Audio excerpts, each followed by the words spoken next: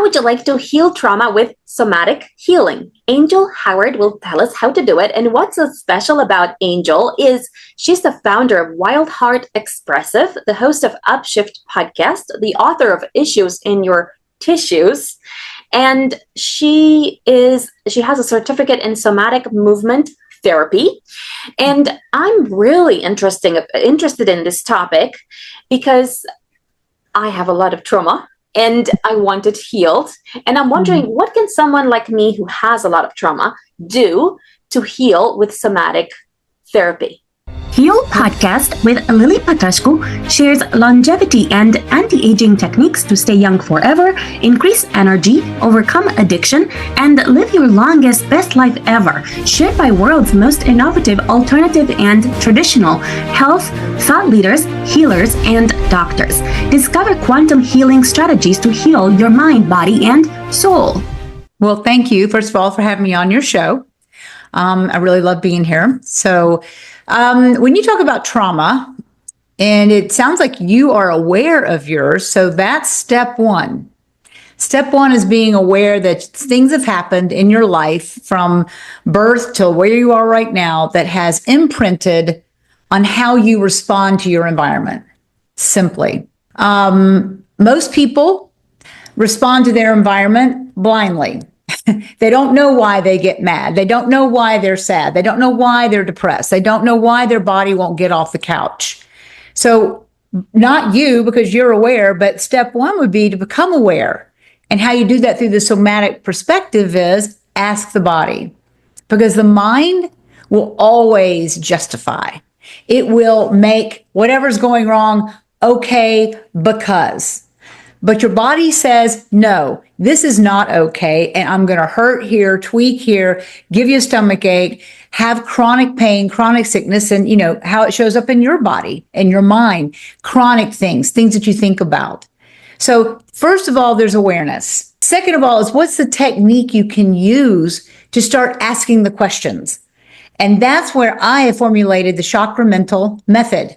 So I use these 7 chakras of the Hindu Ayurvedic system because it just parcels out the body in different places.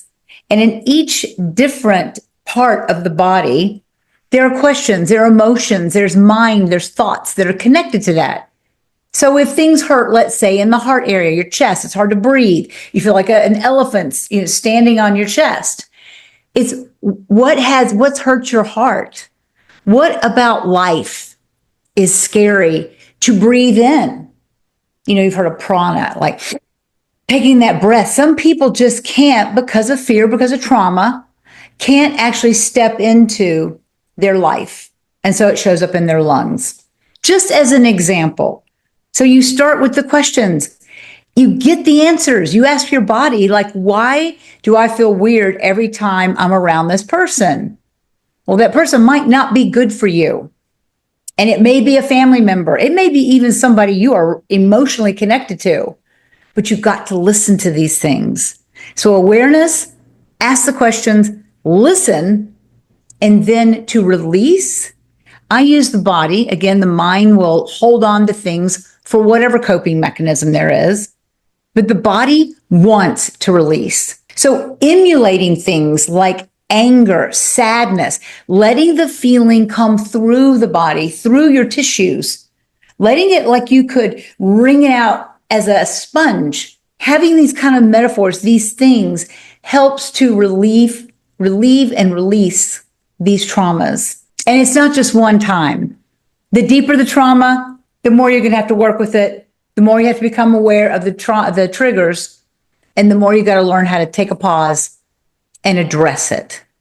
So that's kind of it in a nutshell. Thank you. So, for example, for me, I've suffered from sore throat, cough, and migraine for 10 years.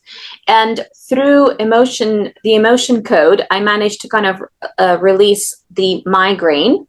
And I still have some headaches, but they're very light, so they're very bearable. And the sore throat and cough, I find that every time I'm in a cold environment, like for example, in London, it's very cold most of the time.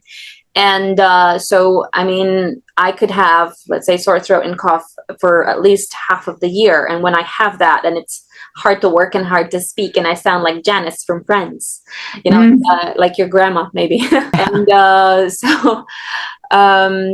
and what I found as well is that there's some feelings that are kind of like connected with that. So when my grandma used to beat me when I was really young, from 4 years old until 18, and she used to say that I was stupid, ugly, and fat. And I think I felt almost like nobody cared about me, like she didn't care about me and nobody else cared about me, as to make this stop. And then when my dad left me when I was 3 years old, you can say for a long time I pretended that I don't care. But I think what I felt was that, again, nobody cares about me. I'm abandoned. And then I still get this feeling sometimes, but with clients, where I feel like nobody cares about me. Like, for example, I'm abroad at the moment. And let's say if nobody like gets in touch with me, I feel like, okay, nobody cares about me. Nobody cares. Like I could be wherever, I could be dead and nobody would care about me, because I'm not getting like so many like calls and texts, and like people don't seem to be, care about me. But in terms of like the pain, like I'm okay now. I still get a little bit of a sore throat. But what would you say someone like me could do to heal in an area that is kind of affecting mostly the throat and the head? Well, you gave me a lot of material to work with. I mean, I was going, as you were giving me these symptoms and these triggers and these traumas and these stories, I literally went through layers of your trauma. The first one I would say with these headaches. So everything's happening from this neck up, right? The neck up, this head is where you present. It's what people see. It's the turtle. The turtle's like ready to come out, sticks his head out and like ready to go. But when the turtle doesn't feel comfortable or feels threatened, they hide. The head comes back in. I feel like this is some of the headaches that you have, because you doubt yourself, that you have some tapes, some learning that you're really not worthy, or you don't have anything to share really. So just keep your mouth shut. And you have passion. I can feel it. I can see it. And passion is fire. Fire is in this heart area. But as it travels up the body to express, our heart to express, we clench it down. That's the sore throat. You clench it down, and it's gravelly and it hurts because you're really trying hard to suppress. You don't mean to. I'm not saying you're trying consciously to. I'm not going to say anything, but I do believe that your trauma system is keeping your heart from expressing. So just on that note, there's many more. You have a really wonderful, expressive and layered situation to work with. But I'm going to stick with just one, so we can just get one here. So the trauma of your father leaving you, of the grandmother saying those things to you, have all left you as a child to believe you're not worthy enough to have somebody stay, you don't mean enough to somebody that they will support you. That's hurtful, okay? So our heart hurts, and you want to tell them, no, I am, please come back, please stop. Please don't say those things anymore. I believe in myself. But here, you have to believe in yourself. So it's really going into that little girl and hugging her and saying, you are worthy. Look what you've done. Look how successful you are. Through thick and through thin, look what you've done for yourself. And that takes time alone in a bathtub. And as you, not have to be a bathtub, but self-care. I feel like this neck of yours, I would adorn it. I would wear jewelry. Turquoise is the stone of expression. Silver is a metal of cleansing. So I don't know if you even like turquoise and silver jewelry, but to wear some of that around here, you're cleansing some of those thoughts that are stopping your heart from speaking. You're also amplifying. That turquoise amplifies. I would wear beautiful scarves. I would let the world know, which is letting yourself know, because you're the only person that really needs to know that you're going to take care of yourself. I'm going to take care of my heart. I'm going to take care of my throat. I have so much to say. I have so much worthy things that are helping people out there. My words are bringing out my guests that are helping my listeners. Those are such worthy things and to wear those scarves, the beautiful, bright scarves. Like go get couture scarves or little twillies or something like that. You don't have to do it forever, but you're letting yourself know, A, it feels good. It keeps your throat warm and your neck warm. And it gives biofeedback to your body that I care and nurture for this area in my life and that I do have things to say. That's just off the cuff. That's just a few little things to do that I think will change some of this for you. Thank you. The other thing is that I've had some healing from, other people. And I noticed, for example, in around 2020, I was quite unleashed on social media in the sense of someone said, "Oh, you don't have any followers." And I just kind of in 1 year got 98,000 followers. And I felt almost not a feeling of not caring, but I was more open to being out there and being criticized. Okay. Because being on social media feels very much like an attack, like a potential attack of, criticism and people not liking me and this kind of thing. And it was quite scary to do it. But I somehow felt like this shift towards love and joy. And I felt that for a while. But then I had some business disappointments, and then I felt like shutting down. Even I couldn't find my own profile in social media, not to mention other people. So now I'm at 95,000 followers or whatever in that particular account. So I'm wondering, what can I do to release that, the business disappointments and the anger around it that I had with somatic healing, so that I can release again. I can feel safe to post on social media again. Because for example, yes, I'm promoting other people, but how do I be safe promoting myself and speaking about what I care about and what I have to share? That is so much. I'm going to ask you a question and I have 2 words for you. Do you feel like what you are sharing and doing is truly aligned with your heart? Is this you wake up and I've got to do this? I feel so good. I feel great about doing this. Is it aligned? Yes. Okay. So my 2 words to you: stop comparing to numbers, to what people are saying. Stop comparing. Stop looking outside your heart and passion and what you want to do. Trust if you had 1,000 followers, that those are the people that need to hear you and that need you. 90,000 of those people may have joined because of Facebook ads, I don't know, whatever, and I bet they're all organically gotten. I bet you're fabulous and all that. I'm saying as long as you hang yourself out there like raw meat, they're going to attack. So if you know that, then know there's going to be naysayers. Know there's going to be trolls. Don't pay attention to them. Don't. You can't. Stop comparing. Stop listening. Delete them. There's always going to be the shadow when there's light. And the brighter that you are, the bigger the shadow is going to be. Do you understand that? Yes. But what I'm trying to say is, for example, at the moment, all I'm doing is I'm doing interviews of other people, but I'm speaking very little myself. And I have really so much to share. So you can say I'm aligned with the path of promoting other people. And that feels really great. But I think I'm ready to speak myself, but I haven't started to kind of do my own show about what I teach, which is so much that I can share about.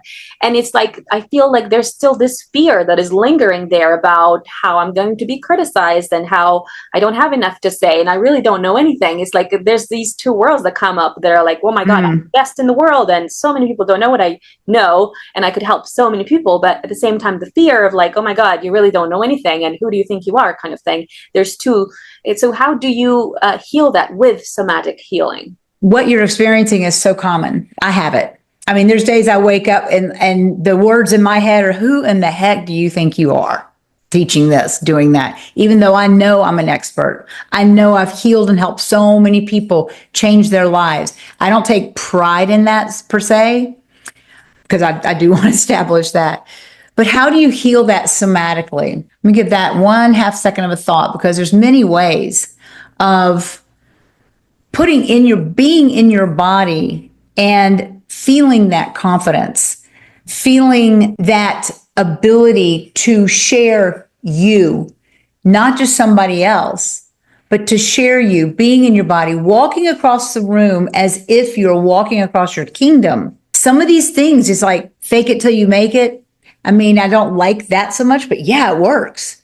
But start to act as if you have this thing to say, because you do, but you got to start acting on it.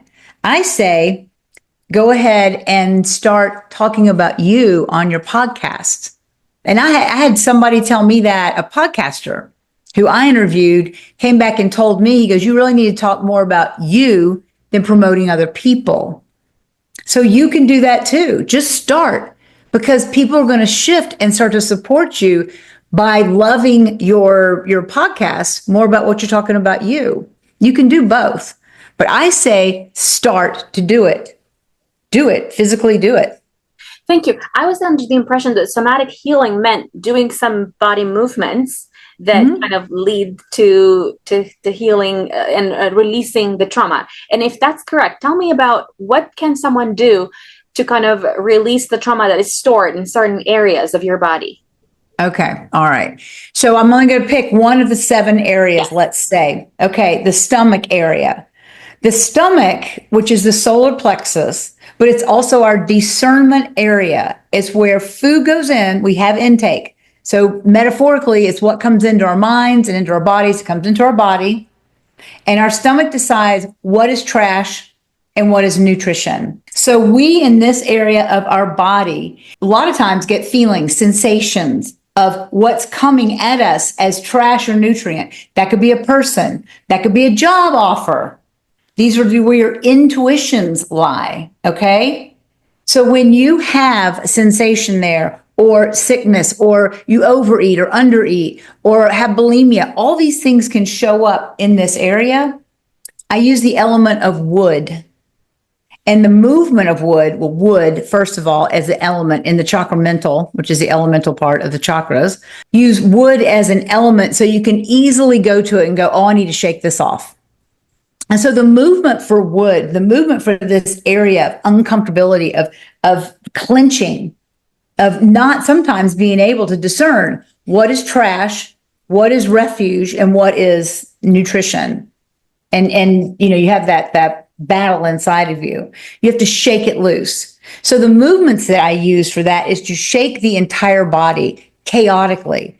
I put on funny music. I put on Peanuts, you know, Lucy and Linus, or some really, really cacophonic or rhythmic, no rhythm. It's like inviting chaos into the body to shake it loose, to shake it from your joints, to shake it from your mind, to shake it from your throat. Shake, shake, shake, bouncing all around, doing it, absolutely going nuts. We even in my studio throw tantrums. Those move so much energy. Just to scream, just to throw a tantrum like a kid. That helps clear the stuff that's there that either you're recognizing or you're not, so that you're able to get down to the emotion or down to the feeling or down to the answer and then act on it. So that is a physical thing that I do for that area. It's different for the heart area. It's different for the throat area.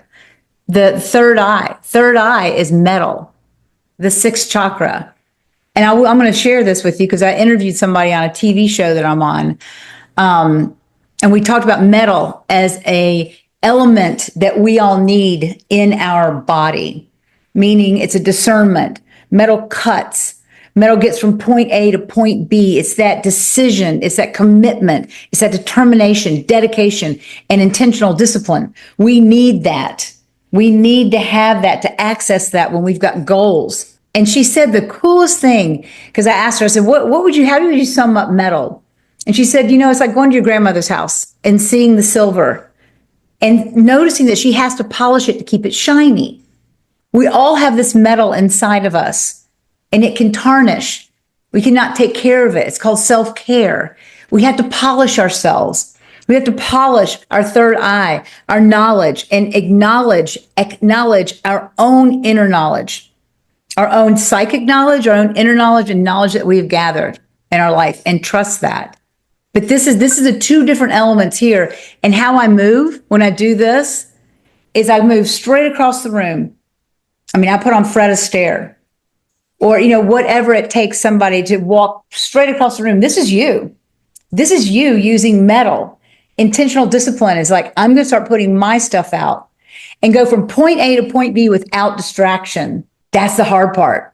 Point A to point B, I'm going to do this. I'm going to reach here before I do the next thing. That's the metal part of like moving straight, moving down the hall straight, going straight to get a cup of coffee, being very focused. So do you see, does that answer your question on how I use the somatic movement to actually hone and bring these things down into the body so that they're quickly accessed in the time of need? Thank you. What about, for example, I attract thousands of opportunities that most people don't get access to, and a lot of multimillionaires and people that most people just don't have access to. But what I find is that when they come to me and they ask me for a proposal for what I have to offer, sometimes I hide, sometimes I send the proposals late, and it's because I feel like I'm still hiding. I'm still kind of trying to like self-sabotage somehow. What can I do to stop that self-sabotage caused by trauma?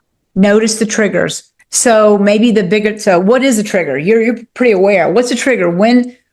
What happens and then you like retract? I'm scared. I'm scared of sending the proposal. I'm scared that they'll say no, or that they'll think I don't know, taking advantage of, like offering them like a super high ticket program that they'll maybe laugh at and think, oh, are you taking me for a ride? Or I don't know why I'm scared of that. I'm scared that they'll say it's too expensive, or that somehow I'll be rejected, that they'll think that it's not good enough for them.